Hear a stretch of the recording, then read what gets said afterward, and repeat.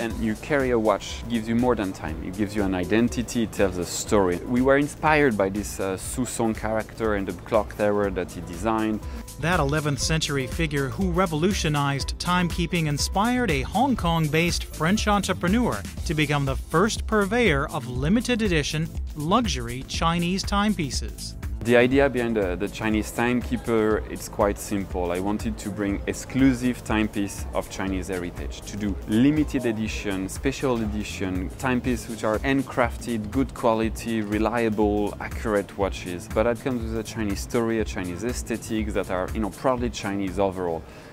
We find our inspiration from traditional Chinese clock towers, water-driven clock towers, to design a modern timepiece.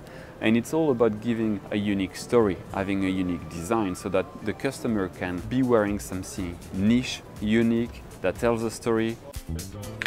And connecting with consumers is the goal at the world's largest watch and clock show. Many of the more than 720 exhibitors from 12 countries and regions are doing that with some eye-opening innovations, as well as some unique packaging.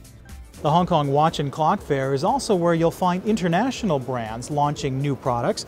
It's here in Hong Kong that you'll find everything from the casual style of Hush Puppies, celebrating a decade in the timepiece business with this watch emblazoned with just the number 10. Or how about the formal luxury of this $2 million watch from Blancpain? The Swiss watchmaker is among the industry leaders introducing their latest creations at the fair's World Brand Piazza. As far as the Swiss watch industry is concerned, as an example, I would say that Hong Kong has been our first market for a long time. So I am convinced that Hong Kong can play this kind of hub, not only for watches, but for luxury products in general. We have had competitors in Asia also for a long time. For instance, Japan is a competitor for a long time. But also China now has become the major producer of watches in terms of volume. So of course Asia is already a very important player in the watch industry, and in such events like this fair we can know this richness of the watch industry. Among those players is the Chinese mainland company that makes timepieces that are carried into space by Chinese astronauts. They now hope their story will help them reach new heights with overseas consumers. The space program, the space event is quite far from our usual life. So people are eager to know the true activity, the space. This watch is the real equipment in the space. So we'll use this watch to tell them the story about the space, let them know the difference of the watch itself. So the watch is not just a watch, it's a platform to gather interesting stories that people are eager to know.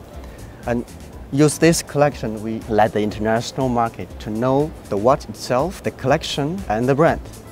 Those dreams are finding buyers in Hong Kong, where $5.3 billion worth of timepieces, parts, and components were exported in the first half of 2012, earning the city a page in the industry's books as the world's second largest watch and clock exporter.